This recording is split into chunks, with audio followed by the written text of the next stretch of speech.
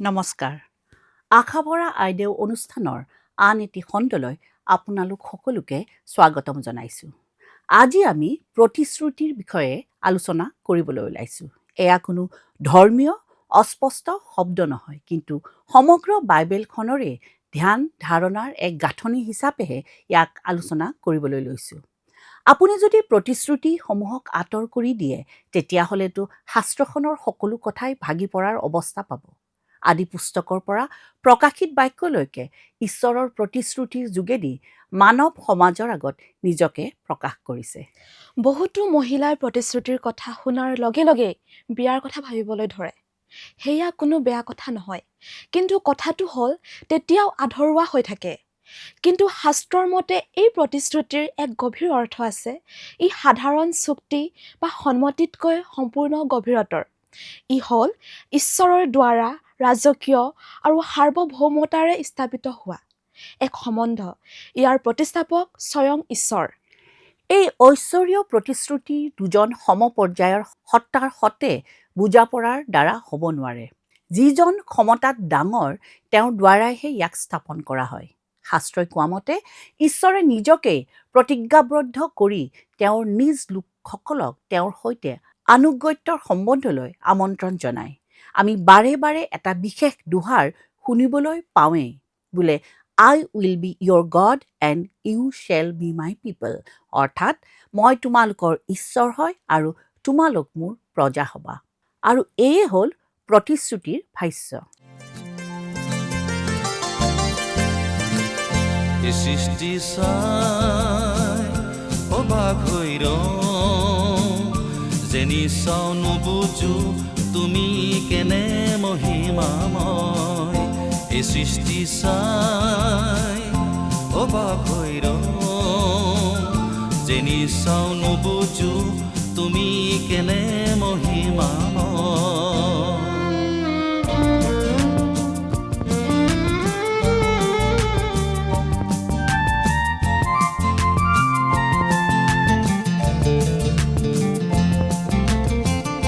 আকাশৰ বুকু তোমাৰ পৰাক্ৰম,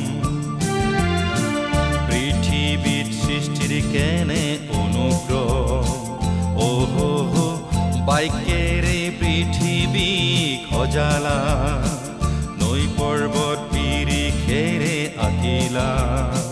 সুন্দৰ ভাৱনা মনোৰম ৰচনা, জাঞ্জুৰি যেনেকৈ বৈ গৈছে নদীলৈ, প্ৰশংসা নিগৰে হে প্ৰভু তোমালৈ। জাঞ্জুৰি যেনেকৈ বৈ গৈছে নদীলৈ। প্ৰতিশ্ৰুতি সম্বন্ধৰ ওপৰত প্ৰতিষ্ঠিত, কিন্তু সেইবুলি ই আৱেগিক নহয়। প্ৰতিশ্ৰুতিয়ে প্ৰতিজ্ঞাৰ লগত দায়বদ্ধতা, আশীৰ্বাদ আৰু তাৰ শক্তি আৰু গুৰুত্বকো সামৰি লয়। ই নিজকে শূন্য কৰি আনৰ সৈতে চামিল হৈ যোৱাকো বুজায়। ই আনুগত্যকো বুজায়। ই নিজৰ পৰিস্থিতিকো বুজায়। যেতিয়া ঈশ্বৰে নোহৰ সৈতে প্ৰতিশ্ৰুতিবদ্ধ হৈছিল, তেতিয়া তেওঁ নিৰাপত্তাৰো আয়োজন কৰিছিল। যেতিয়া তেওঁ অব্ৰাহামৰ সৈতে প্ৰতিজ্ঞাবদ্ধ হৈছিল, তেওঁ তেতিয়া সতি সন্ততি আৰু আশীৰ্বাদৰ প্ৰতিজ্ঞাও কৰিছিল। ঈশ্বৰে এনেয়েই বা ঘটনাক্ৰমে তেওঁৰ লোকসকলৰ লগত সংযোগ স্থাপন নকৰে। ঈশ্বৰে নিজৰ লোকসকলৰ লগত নিজকে বান্ধি পেলায়। আৰু তেতিয়াই এই বন্ধন ব্যক্তিগত হৈ পৰে। প্ৰতিশ্ৰুতিৰ এই ইতিহাসত মহিলাসকল কেৱল নীৰৱ দৰ্শকেই নহয়, মানৱৰ আদি মাতৃ হোৱাও প্ৰতিশ্ৰুতিৰ এই কাহিনীত সোমাই আছে। সেইকাৰণে আজি আমি আলোচনাৰ যোগেদি বুজিবলৈ চেষ্টা কৰিম, প্ৰতিশ্ৰুতি বুলিলেনো প্ৰকৃততে কি বুজায়, আৰু বিশেষকৈ ঈশ্বৰৰ বিশ্বস্ত আনুগত্য মহিলাসকললৈ নতুন প্ৰতিশ্ৰুতিয়ে কি অৰ্থ কঢ়িয়াই আনিছে। যেতিয়া আমি সুধো প্ৰতিশ্ৰুতিনো কি, তেতিয়া আমি এটি কম গুৰুত্বপূৰ্ণ সংজ্ঞা নিবিচাৰোঁ। তেতিয়া আমি সমগ্ৰ বাইবেল শাস্ত্ৰখনৰ এক সুসংগঠিত গাঁথনি এটাৰ কথাহে সুধো। এই পবিত্ৰ শাস্ত্ৰখন নীতি নিয়ম নোহোৱাকৈ সংকলন কৰাৰ কোনো আত্মিক কাহিনীৰ পুথি নহয়। প্ৰতিশ্ৰুতিৰ যোগেদিহে ই প্ৰকাশিত হৈছে। প্ৰতিশ্ৰুতি কোনো চুক্তি নহয়। চুক্তি সাধাৰণতে দুজন সমপৰ্যায়ৰ লোকৰ মাজত স্বাক্ষৰিত হয়। আৰু যেতিয়াই দুয়োপক্ষৰ মাজত কোনো চৰ্ত নিমিলা ধৰণৰ হয় তেতিয়াই তাক ভংগ কৰিবও পৰা যায়। কিন্তু শাস্ত্ৰীয় প্ৰতিশ্ৰুতি সম্পূৰ্ণ বেলেগ। ইয়াক ঈশ্বৰৰ সাৰ্বভৌমতাৰে ঈশ্বৰৰ দ্বাৰাহে প্ৰতিষ্ঠা কৰা হয়। ইয়াত মানৱীয় আৰু ঐশ্বৰিক সম্বন্ধৰ কথাও থাকে। শাস্ত্ৰত উল্লেখিত প্ৰতিশ্ৰুতি বুলিলে তাৰ ভিতৰতে অংগীকাৰ বা প্ৰতিজ্ঞা, দায়বদ্ধতা, আশীৰ্বাদ আৰু পৰিণতিও সোমাই থাকে। সেয়ে বন্ধনৰ কথাকো কয় আৰু সম্পূৰ্ণৰূপে কোনোজনৰ সৈতে চামিল হৈ যোৱাৰ কথাকো পৰিষ্কাৰকৈ কয়। সেয়ে কৈফিয়ত দিবলগীয়া অৱস্থাকো সাঙুৰি থয়। প্ৰতিশ্ৰুতি কোনো আৱেগিক সান্নিধ্যও নহয়, ই হ'ল এক সুসংগঠিত অংগীকাৰ। যাত্ৰা পুস্তক 6 অধ্যায় 6-8 পদে ইয়াকে দেখুৱায়। ঈশ্বৰে কয়, মই তোমালোকক উলিয়াই আনিম, মই তোমালোকক মুক্ত কৰিম, মই তোমালোকক মোৰ নিজ প্ৰজা কৰি ল'ম আৰু মই তোমালোকৰ ঈশ্বৰ হ'ম। মই কৰিম বুলি কোৱা পুনৰুক্তিয়ে স্বৰ্গীয় উদ্যোগ বা আগভাগ লোৱা কথাকেই দেখুৱায়। এই স্বৰ্গীয় প্ৰতিশ্ৰুতি ঈশ্বৰৰ ইচ্ছা আৰু কৰ্মৰ দ্বাৰাহে আৰম্ভ হয়। ই মানুহৰ কামৰ দ্বাৰা হ'ব নোৱাৰে। আৰু এই সূত্ৰটো বাৰে বাৰে পৰিলক্ষিত হয় যে মই তোমালোকৰ ঈশ্বৰ হ'ম আৰু তোমালোক মোৰ লোক হ'বা। আৰু এই বাক্যাংশই প্ৰতিশ্ৰুতিৰ ঐশ্বৰিক তত্ত্বৰ মুখনি মাৰিছে। এতেকে আমি ক'ব পাৰোঁ যে প্ৰতিশ্ৰুতি কোনো পৰিধিগত বা সীমাবদ্ধ ধৰ্মীয় মতবাদ নহয়। ই বাইবেলত উল্লেখ কৰা কাহিনীসমূহৰ মেৰুদণ্ডডাল গঢ়ি তুলিছে। সৃষ্টিৰ পাতনিৰে পৰা নোহৰ দিনলৈকে, অব্ৰাহামৰ পৰা চিনয় পৰ্বতলৈকে, ডায়ুদৰ পৰা আৰম্ভ কৰি জিৰিমিয়া ভাৱবাদীৰ 31 অধ্যায়লৈকে ঈশ্বৰে তেওঁৰ প্ৰতিশ্ৰুতিৰ গাঁথনিৰ যোগেদি মানৱৰ পৰিত্ৰাণমুখী উদ্দেশ্য আগবঢ়াই আনিছে। জিৰিমিয়া 31 অধ্যায় 31 পদৰ পৰা 34 পদে এটি নতুন প্ৰতিশ্ৰুতি দাঙি ধৰিছে। ই কোনো সম্বন্ধৰ নাকচ কৰা বিধৰ কথা নহয়, কিন্তু ই তাতোতকৈও গভীৰতৰ। সেয়ে হ'ল, মই তেওঁবিলাকৰ অন্তৰত মোৰ ব্যৱস্থা স্থাপন কৰিম, তেওঁবিলাকৰ অপৰাধ ক্ষমা কৰিম আৰু তেওঁবিলাকৰ পাপ মই আৰু নোহৰিম। আৰু সেইবাবেই প্ৰতিশ্ৰুতি হ'ল ঈশ্বৰৰ পৰা মানুহলৈ অহা পৰিত্ৰাণমুখী পৰিকল্পনাৰ গাঁথনিৰ জঁকাটো। পৰিত্ৰাণ প্ৰাপ্তি এক জৰুৰীকালীন সঁহাৰিও নহয়, স্বৰ্গীয় প্ৰতিশ্ৰুতিৰ উদ্দেশ্য মতেহে ই নিজকে প্ৰকাশ কৰে। সেইবাবেই যেতিয়াই আমি এক প্ৰতিষ্ঠিত সাৰ্বভৌমতা, প্ৰতিজ্ঞাৰে বন্ধা এক সম্বন্ধৰ বান্ধোনৰ বাধ্যতা, প্ৰৱহমান আশীৰ্বাদ আৰু তাৰ পৰিণতিৰ লগতে জগতলৈ ঈশ্বৰৰ অগ্ৰসৰ উদ্দেশ্যকো বুজো। আৰু সেই প্ৰতিশ্ৰুতিৰ ভিত্তিতে ঈশ্বৰে আমাক প্ৰকাশ কৰি দেখুৱায় তেওঁনো কোন আৰু তেওঁ কেনেকৈ ৰক্ষা কৰিব পাৰে। প্ৰতিশ্ৰুতিয়ে দায়বদ্ধতাকো সাঙুৰি লয়, ই আজ্ঞাধীনতাকো বুজায়। কিন্তু ই মানুহৰ সুবিধা বা প্ৰভাৱৰ ওপৰতো স্থাপিত নহয়, ই স্বৰ্গীয় অনুগ্ৰহৰ ওপৰতে ভিত্তিমূল স্থাপন কৰে। ঈশ্বৰে আগ ঠাই লয়, ঈশ্বৰে প্ৰতিশ্ৰুতি দি নিজেহে প্ৰথমে প্ৰতিজ্ঞাবদ্ধ হয়। এনেকৈ চিনয় পৰ্বততো য'ত বিধিনে মুখ্য ভূমিকা লৈছিল, তাতো প্ৰতিশ্ৰুতিৰ আৰম্ভ হৈছে পৰিত্ৰাণৰ সৈতে। যাত্ৰা পুস্তক 20 অধ্যায় 2 পদে কয়, বন্দীঘৰ স্বৰূপ মিছৰ দেশৰ পৰা তোমালোকক উলিয়াই অনা তোমাৰ ঈশ্বৰ জিহুৱা ময়েই। এই বিষয়বোৰ গুৰুত্বপূৰ্ণ, কাৰণ বহুতো মহিলাই মনে মনে ভাবি লয় যে ঈশ্বৰৰ সৈতে তেওঁলোকৰ সম্বন্ধটি যেন তেওঁলোকৰ কামৰ ওপৰত ভিত্তি কৰিহে হৈছে, আৰু তেনেকৈয়ে ভাবি গৈ থাকে। তেওঁলোকৰ এক বদ্ধমূল ধাৰণা এয়ে যে ঈশ্বৰৰ সান্নিধ্য পোৱা কথাটো সামঞ্জস্য বা সংগতিৰে, আৱেগিক ক্ষমতা অথবা চকুৰে দেখা পোৱা বাধ্যতাৰ ওপৰতহে নিৰ্ভৰ কৰে। প্ৰতিশ্ৰুতিৰ ঐশ্বৰিক তত্ত্বই সেই ভয় নিৰ্মূল কৰে। প্ৰতিশ্ৰুতিয়ে কয়, তুমি কাম কৰাৰ পূৰ্বেই ঈশ্বৰৰ সৈতে চামিল হৈ যোৱা। তুমি বাধ্য হোৱাৰ কাৰণটো হ'ল তুমি তেওঁৰ হ'বৰ কাৰণে বাধ্য হোৱা নহয়। দ্বিতীয় বিৱৰণ 7 অধ্যায় 7 আৰু 8 পদত পঢ়িলে এই কথা স্পষ্ট হৈ যায়। সেইবাবেই প্ৰতিশ্ৰুতিয়ে ঈশ্বৰৰ চৰিত্ৰগত বৈশিষ্ট্যৰ দিশ কিছুমানো প্ৰকাশ কৰে। তেওঁ পৰম বিশ্বস্ত, তেওঁ নিজকেই প্ৰতিশ্ৰুতিৰে বান্ধি লয়। তেওঁৰ নিজৰ লোকসকলে কিবা ভুল ভ্ৰান্তি কৰিলেও তেওঁ কিন্তু সদায়ে নিজৰ স্থিতিত অলৰ অচলভাৱেই বিশ্বস্ত। এই কথাটোৱে আমাক দায়বদ্ধতাৰ পৰা ৰেহাই নিদিয়ে। প্ৰতিশ্ৰুতিৰ সৈতে পৰিণতিও বান্ধ খাই আছে। ইছৰাইলৰ অৰণ্যৰ নিৰ্বাসনে তাকেই প্ৰমাণ কৰি দেখুৱায়। আশীৰ্বাদ আৰু নিয়মানুৱৰ্তিতা কিন্তু সত্য, কিন্তু নিয়মানুৱৰ্তিতাৰ লগতেহে প্ৰতিশ্ৰুতি একেলগে সাঙুৰ খাই থাকে। আৰু সেয়ে আনে ইয়াৰ স্পষ্টীকৰণ। ঈশ্বৰৰ দ্বাৰা হোৱা শুধৰণি কেতিয়াও অগ্ৰাহ্য হ'ব নোৱাৰে। তেওঁৰ নিয়মানুৱৰ্তিতা তথা শৃংখলাবদ্ধতা কেতিয়াও পৰিত্যাজ্য হ'ব নোৱাৰে। ইব্ৰী 12 অধ্যায়ে তাকেই আমাক ব্যাখ্যা কৰি কয় যে অংগীকৃত পুত্ৰত্বৰ পৰাহে নিয়মানুৱৰ্তিতা প্ৰভাৱিত হয়, ই বাহিৰৰ পৰা নাহে। সেইবাবে প্ৰতিশ্ৰুতি হ'ল সম্বন্ধৰ পৰা উদ্ভৱ হোৱা এক আনুগত্য যি প্ৰতিজ্ঞা আৰু বাধ্যতাৰে গঢ় লৈ উঠে।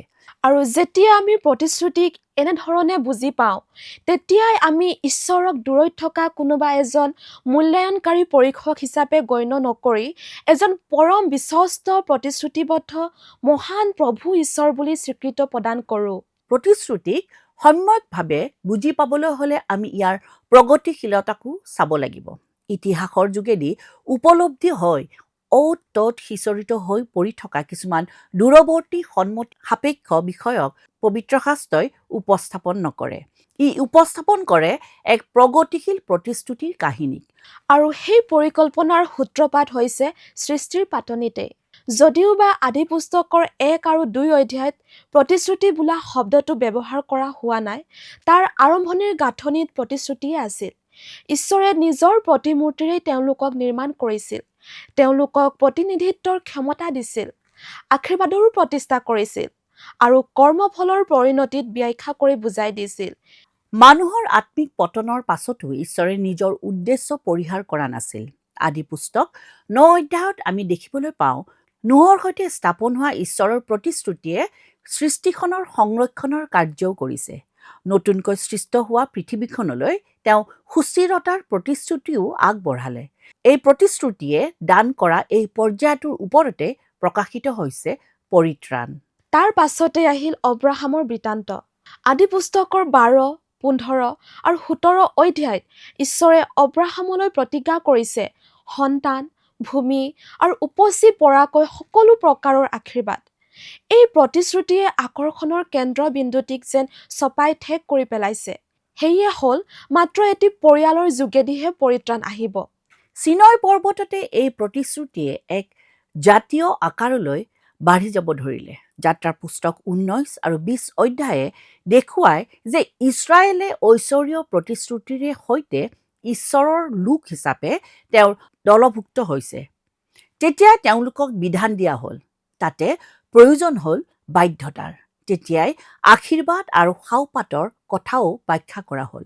এই প্ৰতিশ্ৰুতিয়ে ঈশ্বৰৰ পবিত্ৰতাক প্ৰকাশ কৰে আৰু এই জীৱিত সমাজত প্ৰতিশ্ৰুতিৰ বিশ্বস্ততাই কেনেকৈ নিবাস কৰে তাকে স্পষ্টকৈ দেখুৱাই দিয়ে। তাৰ পাছতে 2 চমুৱেলৰ 7 অধ্যায়ত আহিল দাউদৰ সৈতে হোৱা ঈশ্বৰৰ প্ৰতিশ্ৰুতিৰ কথা, যাৰ ৰাজসিংহাসনখন স্থায়ী হ'ব। এনে এজন ৰজাৰ সৈতে ঈশ্বৰৰ প্ৰতিজ্ঞা কৰিছে। প্ৰতিশ্ৰুতিয়ে এতিয়া ৰজাৰ ৰাজকীয়তাটো আলোকপাত কৰিছে। আৰু সৰ্বশেষত আহিল যিৰিমিয়া ভাৱবাদীৰ 31 অধ্যায়ৰ প্ৰতিশ্ৰুতি। ইয়াত দেখিবলৈ পাওঁ এক অন্তৰ্নিহিত আন্তৰিক পৰিৱৰ্তন, আৰু সেয়া হ'ল মই তেওঁবিলাকৰ অন্তৰত মোৰ ব্যৱস্থা স্থাপন কৰিম আৰু তেওঁবিলাকৰ হৃদয়ত তাক লিখিম। মই তেওঁবিলাকৰ ঈশ্বৰ হ'ম আৰু তেওঁবিলাক মোৰ প্ৰজা হ'ব। মই তেওঁবিলাকৰ অপৰাধ ক্ষমা কৰিম আৰু তেওঁবিলাকৰ পাপ মই আৰু নুসুঁৱৰিম। মানুহৰ মনৰ এই প্ৰগতিয়ে দেখুৱাইছে ইয়াৰ অব্যাহত গতি। এই প্ৰতিশ্ৰুতিসমূহ পৰীক্ষা নিৰীক্ষাৰ কোনো সংযোগবিহীন বিষয় নহয়। এই প্ৰতিশ্ৰুতিসমূহে ঈশ্বৰৰ এখন উন্মুক্ত আঁচনিহে দাঙি ধৰে, আৰু সেয়ে হ'ল সংৰক্ষণ, অংগীকাৰ, নিয়ম, ঈশ্বৰৰ সাৰ্বভৌম ৰাজকীয়তা আৰু সৰ্বশেষত হৃদয়ৰ নবীনকৰণ, আৰু এই সকলোকে লৈ পৰিত্ৰাণপ্ৰাপ্ত জাতিৰ সৈতে নিবাস কৰিবৰ বাবে ঈশ্বৰৰ উদ্দেশ্যৰ সিদ্ধি। যিজনা ঈশ্বৰে নিজকে নিজে প্ৰতিজ্ঞাবদ্ধ কৰে, সেই একেজনা ঈশ্বৰৰ প্ৰতিটো উদ্দেশ্য হ'ল সংগতিপূৰ্ণ, তেওঁৰ বিশ্বস্ততাও হ'ল ক্ৰমবৰ্ধশীল। ঈশ্বৰৰ সেই নতুন প্ৰতিশ্ৰুতিৰ সৈতে খাপ খাই মিলি যোৱাৰ অৰ্থটো হ'ল পৰিত্ৰাণৰ এক সুদীৰ্ঘ আৰু ইচ্ছাপূৰ্বক কাহিনীৰ শীৰ্ষস্থানত আৰোহণ কৰা। এইখিনিতে আমি শুধৰাবলগীয়া এটি সংবেদনশীল আৰু উদ্বেগজনক বিষয়ো আছে। প্ৰতিশ্ৰুতিৰ আলাপ আলোচনাত মহিলাসকল কেৱল মাত্ৰ দৰ্শকেই নহয়, তেওঁলোক পুৰুষ নেতৃত্বাধীন সমাজ এখনত তেওঁলোক কেৱল সেই নেতৃত্বক কেন্দ্ৰ কৰি নিজ পৰিধিৰ কক্ষপথত ঘূৰি থকা সত্তাই নহয়, সৃষ্টিৰ আদিৰে পৰা মহিলাসকল প্ৰতিশ্ৰুতিৰ আৱৰ্তৰ বাহিৰত আছিল। আদমৰ পত্নী হোৱাৰ পৰা আৰম্ভ কৰোঁ আহক। আদি পুস্তক 3:15 মানুহৰ আত্মিক স্থলনৰ পাছত ঈশ্বৰে ভৱিষ্যতে আহিবলগীয়া প্ৰজন্মৰ বিষয়ে কৈছে। মহিলাগৰাকীৰ মুখৰ ভাষ্যৰ ওপৰতহে সেই প্ৰতিজ্ঞা উচ্চাৰিত হৈছে। নাৰীৰ সন্তান জন্মৰ যোগেদি সেই পৰিত্ৰাণৰ পথ মুকলি হৈছে। তাৰ পাছতে ছাৰাৰ কথালৈ আহোঁ। ঈশ্বৰে অব্ৰাহামৰ সৈতে কৰা প্ৰতিশ্ৰুতিৰ পূৰ্ণতা ছাৰাক কেন্দ্ৰ কৰি নহয়, কিন্তু ছাৰাৰ যোগেদিহে সম্পন্ন হৈছে। আদি পুস্তক 17:16 কয়, মই তেওঁক আশীৰ্বাদ কৰিম আৰু তেওঁৰ পৰা তোমাক এটি পুত্ৰও দিম। এনেকি মই তেওঁক আশীৰ্বাদ দিয়াত তেওঁ অনেক জাতিৰ আদিমাতৃ হ'ব আৰু নানা দেশৰ ৰজাবিলাকো তেওঁৰ পৰাই উৎপন্ন হ'ব। এইদৰে ৰাহাবু থিয় দিছে প্ৰতিশ্ৰুতিৰ এক নিৰ্ণায়ক মুহূৰ্তত। যিহুচোৱা 2:6 আমি দেখিবলৈ পাওঁ, তেওঁ নিজকে ইছৰাইলৰ প্ৰতিশ্ৰুতিৰ ঈশ্বৰৰ পক্ষত সমৰ্পণ কৰিছে। পৃথিৱীৰ নৰগোষ্ঠীকুলৰ তৰফৰ পৰা ইছৰাইল জাতিটোৰ লগত তেওঁৰ কোনো জাতিগত বা গোষ্ঠীগত সম্পৰ্ক নাছিল। তথাপিও তেওঁ বিশ্বাসৰ যোগেদি প্ৰতিশ্ৰুতিৰ আশীৰ্বাদৰ অংশীদাৰ হ'ল। ৰুথৰ কাহিনীয়ে এই ছবিখন যেন আৰু বেছি মননশীল আৰু গভীৰ কৰি তুলিছে।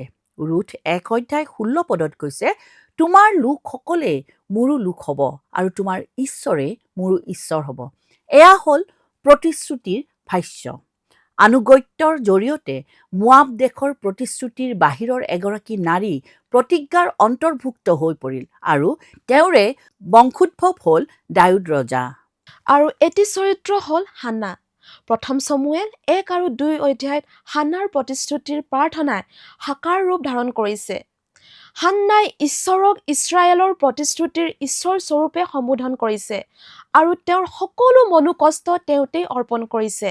1 চমুৱেল 2 বৰ্ণিত হান্নাৰ গীত গভীৰ ঐশ্বৰিক তত্ত্বৰ প্ৰতি তেওঁৰ সজাগতা প্ৰকাশ কৰিছে।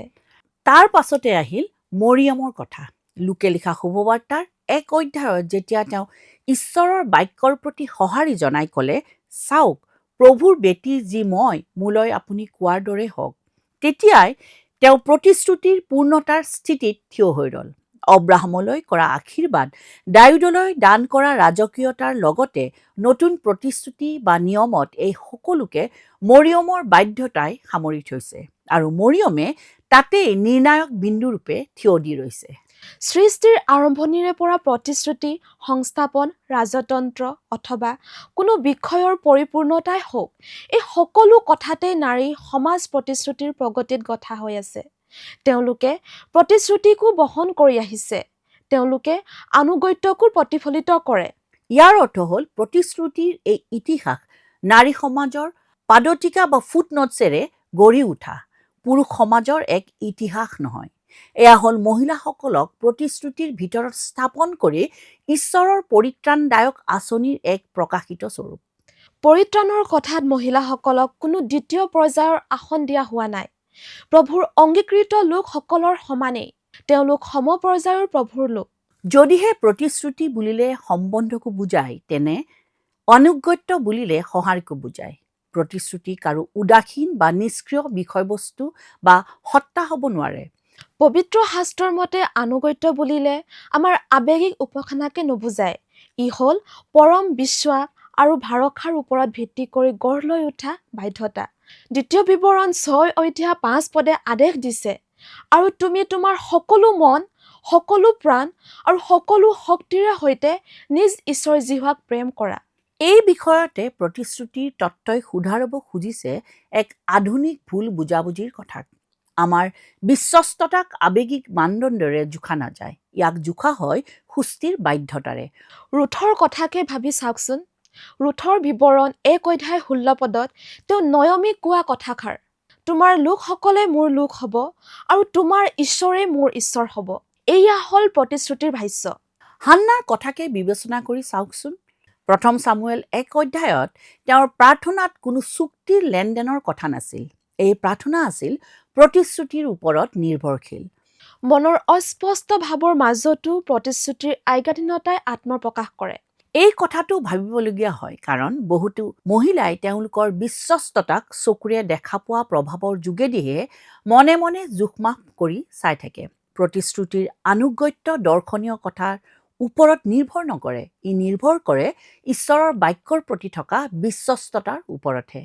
নতুন প্ৰতিশ্ৰুতিয়ে ইয়াক গভীৰতৰ কৰিছে। যিৰিমিয়া ভাৱবাদীৰ পুস্তকৰ ৩১ অধ্যায়ত প্ৰতিজ্ঞা কৰা হৈছে যে সেই বিধান তেওঁলোকৰ হৃদয়ত লিখা হ'ব।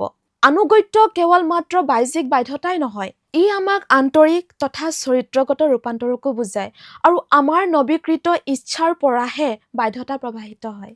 নৱ প্ৰতিশ্ৰুতিৰ মতে মহিলাসকলৰ এই বিশ্বস্ততা হ'ল আত্মিক শক্তিৰ দ্বাৰা পৰিচালিত। সেইবাবেই প্ৰতিশ্ৰুতিৰ পৰা উপজা আনুগত্যৰ অৰ্থ সিদ্ধতা নহয়, এয়া হ'ল অধ্যৱসায়।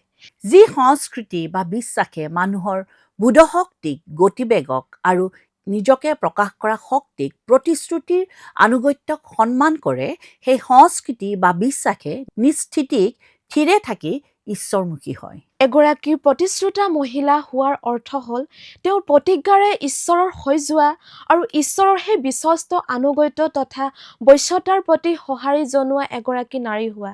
পূৰ্বৰ সকলো প্ৰতিশ্ৰুতিয়েই যিৰিমিয়া ৩১ অধ্যায় ৩১ পৰা ৩৪ পদলৈকে থকা এই সিদ্ধান্তকাৰী প্ৰতিশ্ৰুতিলৈ গতি কৰে।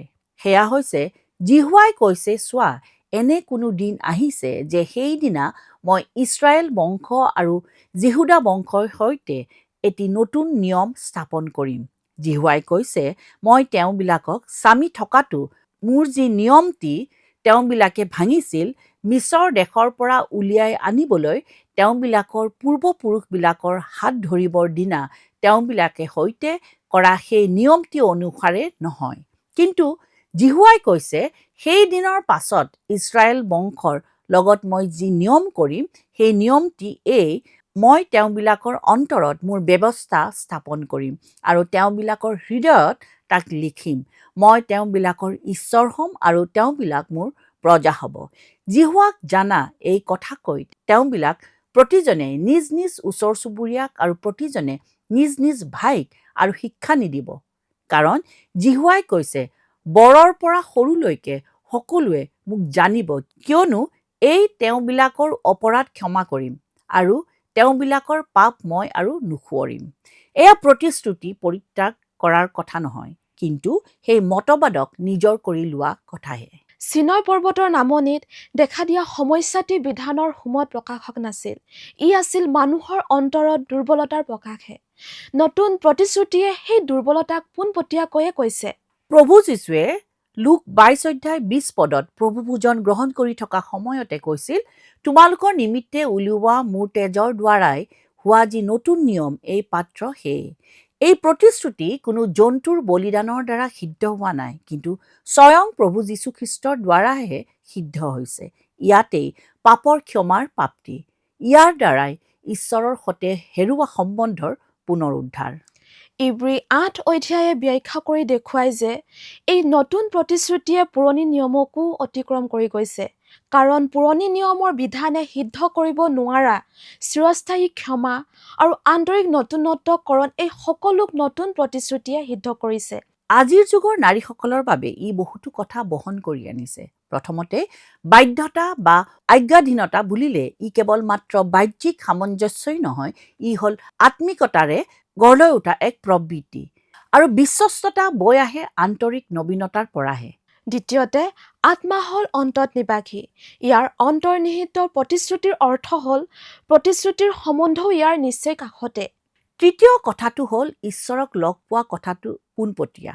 নতুন নিয়মৰ মতে বিশ্বাসীসকলে প্ৰভু যীশুখ্ৰীষ্টৰ যোগেদিহে ঈশ্বৰৰ কাষ চাপিব পাৰে। ইব্ৰী ৪ অধ্যায় ১৬ পদে এইদৰে কয়, এতেকে আহা, আমি দয়া লাভ কৰিবলৈ আৰু সময়ৰ উপযুক্ত উপকাৰৰ অৰ্থে অনুগ্ৰহ পাবলৈ হাঁহেৰে অনুগ্ৰহৰ সিংহাসনৰ ওচৰলৈ চাপি যাওঁ হওক।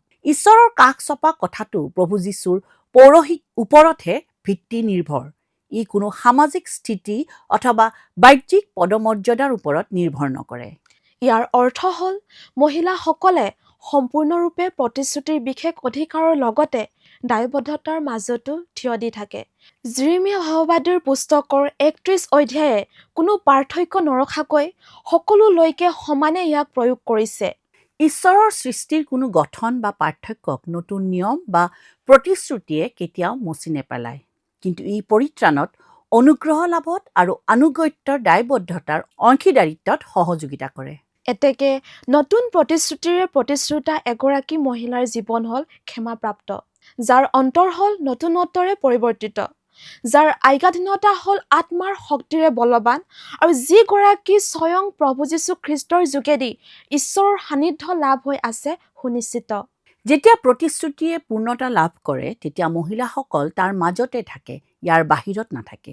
যদিহে প্ৰতিশ্ৰুতিয়ে দেখুৱায় কেনেকৈ ঈশ্বৰ তেওঁ লোকসকলৰ সৈতে সম্বন্ধত আছে, তেতিয়া প্ৰতিশ্ৰুতিয়ে পৰিচিতৰ কথাও ব্যাখ্যা কৰে। ই আমাৰ দৈনন্দিন জীৱনলৈ পৰিৱৰ্তন আনে। ইয়াৰ অৰ্থ হ'ল আপোনাৰ কোনো সাফল্য বা পাৰদৰ্শিতা, বাহ্যিক চেহেৰা-পাতি, সক্ষমতা অথবা কোনো তুলনাৰে সৈতে আপোনাৰ মূল্যায়নৰ কোনো বুজা বুজি হ'ব নোৱাৰে। ই আপোনাৰ অংগীকৃত প্ৰতিশ্ৰুতিৰ ওপৰতে দৃঢ় হৈ থাকে। ইয়াৰ অৰ্থ হ'ল বাধ্যতাও ঘাইকতা। প্ৰতিশ্ৰুতিয়ে কোনো নিষ্ক্ৰিয় বা উদাসীনতাক সামৰি নলয়, ই আনুগত্যহে বিচাৰে। আকৌ কেতিয়াবা প্ৰতিশ্ৰুতিয়ে নিৰ্দোষীলৈও কষ্ট আনে। দুখ কষ্টত পৰাৰ অৰ্থ পৰিত্যক্ত হোৱাটোক নুবুজায়। প্ৰতিশ্ৰুতিৰ পৰিচিত কেতিয়াবা প্ৰতীক্ষাৰ ক্ষেত্ৰতো সহায়ক হয়। ঈশ্বৰৰ প্ৰতিশ্ৰুতিসমূহ এক নিৰ্দিষ্ট সময়তহে প্ৰকাশ পায়। শাস্ত্ৰ উল্লেখিত মহিলাসকলে প্ৰতিশ্ৰুতি আৰু তাৰ ৰূপায়ণৰ মাজৰ সুদীৰ্ঘ সময় বাট চাবলগীয়া হৈছিল। এইদৰে প্ৰতিশ্ৰুতিয়ে আমাক ধৈৰ্য ধৰিবলৈ শিকায়, কাৰণ প্ৰতিশ্ৰুতিক আশাৰ লংগৰেৰে ঈশ্বৰৰ চাৰিত্ৰিক বৈশিষ্ট্যৰ সৈতে বান্ধি থোৱা হৈছে। ইয়াক কোনো তাৎক্ষণিক ফলাফলৰ বাবে বান্ধি থোৱা নাই। ই সমাজখনকো নতুন এক গঢ় দিয়ে। ই ঈশ্বৰৰ নিজা বুলি কোৱাৰ বাবেই ই ঈশ্বৰৰ লোকসকলৰো নিজৰ হৈছে। সেইবুলি প্ৰতিশ্ৰুতি কোনো মানুহৰ একচেটিয়া সম্পত্তি হ'ব নোৱাৰে। সেয়ে কাৰ্যত ক'বলৈ গ'লে প্ৰতিশ্ৰুতি পৰিচিত বুলিলে আমি ইয়াকে বুজো যে আপুনি প্ৰতিশ্ৰুতিতেই জীয়াই আছে, আনুগত্যত চলিছে, আশাৰে সহিষ্ণু হৈছে আৰু ঈশ্বৰৰ সান্নিধ্যত তেওঁৰেই লোক হৈ আছে। সৃষ্টিৰে পৰা নতুন নিয়ম বা নৱ প্ৰতিশ্ৰুতিলৈকে ঈশ্বৰে তেওঁৰে সৈতে প্ৰতিজ্ঞাবদ্ধ এটি জাতিৰ সৈতে নিবাস কৰাৰ এটি সংগতিপূৰ্ণ পৰিকল্পনা আগুৱাই আনিছে। এই কাহিনীত মহিলাসকল কেৱল দৰ্শক নহয়। আদিমাতৃ হোৱাৰ পৰা প্ৰভু মাতৃ মৰিয়মলৈ, ছাৰাৰ পৰা ৰুথলৈকে, চিনয় পৰ্বতৰ পৰা ওপৰৰ কোঠালিলৈকে মহিলাসকল ঈশ্বৰৰ সেই প্ৰতিশ্ৰুতিৰ মাজতে আছে। নতুন প্ৰতিশ্ৰুতিৰ মতে মানুহৰ হৃদয়ত সেই বিধান লিখা হ'ল। পবিত্ৰ আত্মা মানুহৰ অন্তৰত নিবাস কৰে আৰু প্ৰভু যীশুৰ যোগেদিহে ঈশ্বৰৰ কাষ চপা যায়। প্ৰতিশ্ৰুতিক বুজিবলৈ গ'লে আমি নিজকে বুজি পাব লাগে। আমিনো কোন? আপুনি এই কাহিনীৰ বাহিৰৰ নহয়। আপুনি পৰিত্ৰাণৰ একেবাৰে প্ৰান্তৱৰ্তীও নহয়। আপোনাক প্ৰতিশ্ৰুতিৰে দাবী কৰা হৈছে। আৰু প্ৰতিশ্ৰুতিৰ শেষ ধাৰণা বা সংজ্ঞাতে হোৱা নাই। ইয়াৰ সমাপ্তি ঘটিছে বিশ্বস্ততাত। আৰু এয়ে হ'ল বাইবেলৰ শাস্ত্ৰীয় বিশ্বাস। ঈশ্বৰৰ প্ৰতিশ্ৰুতিৰ সৈতে জীৱন পৰিচালনা কৰা মহিলা বুলিলে ইয়াকেই বুজা যায়। ঈশ্বৰে আপোনালোক সকলোকে আশীৰ্বাদ কৰক। আশা কৰোঁ আপোনালোকে আজিৰ এই অনুষ্ঠান চাই উপকৃত হ'ল। নমস্কাৰ। প্ৰিয় দৰ্শকবৃন্দ, আশা কৰোঁ আপোনালোকৰ এই অনুষ্ঠানটি চাই ভাল লাগিছে। আৰু যদি আপোনালোকে ভাবে যে আপোনালোকৰ প্ৰাৰ্থনাৰ প্ৰয়োজন আছে, তেনেহ'লে স্ক্ৰীনত দিয়া মোবাইল নম্বৰত যোগাযোগ কৰিব পাৰে। আৰু যদি আপোনালোকে এই অনুষ্ঠানটিৰ পৰা উপকৃত হৈছে, তেন্তে অনুগ্ৰহ কৰি আমাক 04449081 নম্বৰত মিছড কল দিয়ক। আমি প্ৰতিজন মিছড কল দাতাৰ পৰা এজনকৈ দৰ্শক বাছি ল'ম আৰু সেই দৰ্শকৰ নাম আমাৰ অনুষ্ঠানত প্ৰকাশ কৰা হ'ব আৰু এটি উপহাৰ প্ৰেৰণ কৰা হ'ব। মই নাম্বাৰটো আকৌ এবাৰ কৈ দিছোঁ, 04449081 251।